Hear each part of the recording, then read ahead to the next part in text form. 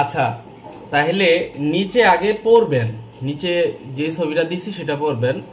অস্ত্রের মধ্যে কি লিখছে? Sweet heart.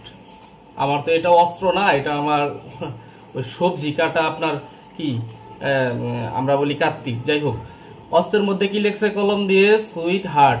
এই সুইট হার্ট লিখে এই অস্ত্র ধরে আবার কি করছে? ফেসবুকে পোস্ট করছে। ফেসবুকে পোস্ট করছে, কে করছে এটা দেখেন, নিচে পড়েন, এখনো পড়েন নাই না? পড়েন। কে লিখছে? ছাত্রলীগের এক পাতি নেতা অস্ত্রের মধ্যে সুইট হার্ট লিখে আপনার কি করছে? ফেসবুকে পোস্ট করছে। তার কত বড় সাহস!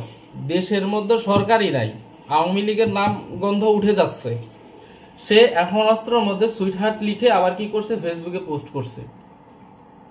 চিন্তা করা যায়, মানে অস্ত্ররে ভালোবাসে না কোনো মাইয়ারা ভালোবাসে? সে অস্ত্ররে এত ভালোবাসে, অস্ত্রের মধ্যে সুইট হার্ট লিখতে হবে তোরে? হ্যাঁ, কলিজা দেখছেন ওর? এইরকম পাতি নেতা প্রত্যেকটা এলাকায়, দেশের আনাচে কানাচের ভিতরে এখনো আছে। এদেরকে এখন যদি কি করা যায় না, এই সময়গুলোতেই যদি তাদেরকে মানে একবারে নিভায় না ফেলানো যায়, একবারে দমন না করা যায়, তাহলে সেই অস্ত্রের মধ্যে সুইট হার্ট যে অস্ত্রের মধ্যে লেগছে, সেই অস্ত্র দিয়ে আপনাকে, আমাকে, আমাদের মতো আরো অনেক মানুষকে, নিরীহ মানুষকে তারা কি করবে? আক্রমণ করবে, হামলা করবে, ক্ষতি করবে।